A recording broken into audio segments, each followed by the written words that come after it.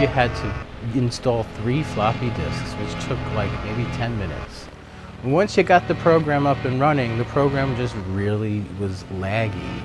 Like it took 3 seconds for a note to be added to the score or be deleted from the score. So I was using the Tandy from about 89, 91 is when I really started making music with it.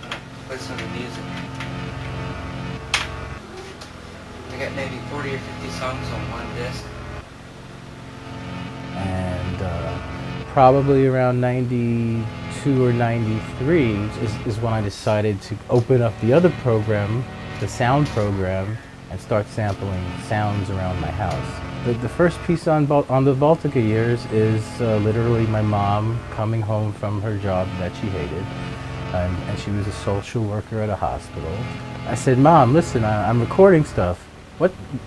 Just say what's on your mind." And she said, "They'll put schmuck on my grave," and was the first sound I ever sampled.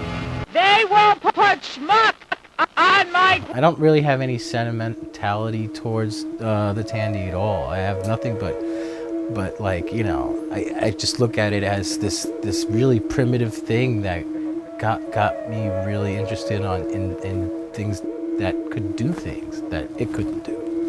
It was just a tool. I knew there was gear out there. I just didn't have any access to it. I was trying to essentially emulate these things using this like low tech thing.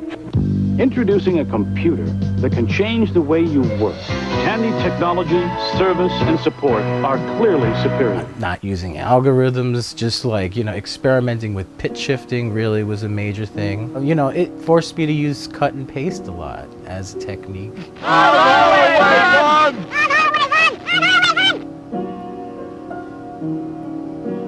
The Tandy wasn't up to CD spec, right?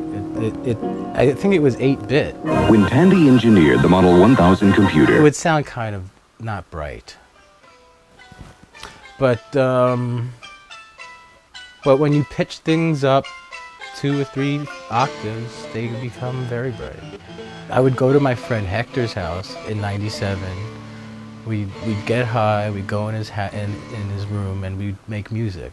We made a really great CD together, and I'll never forget, we had to go back and forth like 4 times with the zip disk to get the entire album from his house to my friend's house so we could burn it on disc. And like it's 4 in the morning, we got the CD finally on the deck, we're about to fall asleep, we're just listening to it. Danny turns to me and he's like, "Man, I'm disappointed." I'm like, "Why?" He's like, "This is experimental. What about the trance, man?" I think what I was trying to do essentially was create music that didn't exist for me. I remember when I was in day camp as a child, I was the fat kid in the outfield, and what I did, I wasn't completely bored because I was listening to the cicadas. You know, one cicada would go off and another, and it was just a great sound. Hearing people say that it was awesome, and I don't even think that it was awesome.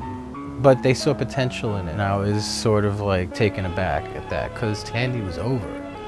Tandy was recorded, put away, dust was accumulating on it.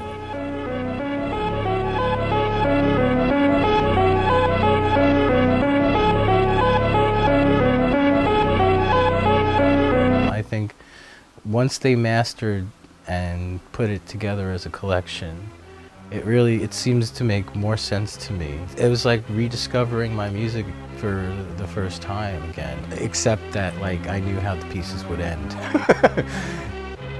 My trajectory has been towards live performance for so long because like I came from the Tandy era where that was, you hit the space bar and that's it. It's so funny because my girlfriend was like, saying to me, "But Ben, like 10 years ago, You wanted to perform with a computer. You know, you're like doing the opposite now. Well, I was a pretty heavy drinker back then, and I drank a lot of Baltica beer. And that's why we named it that. It's named after Baltica number 9, which is an 8% beer. I actually don't like the beer at all. I don't recommend it. Do not drink Baltica.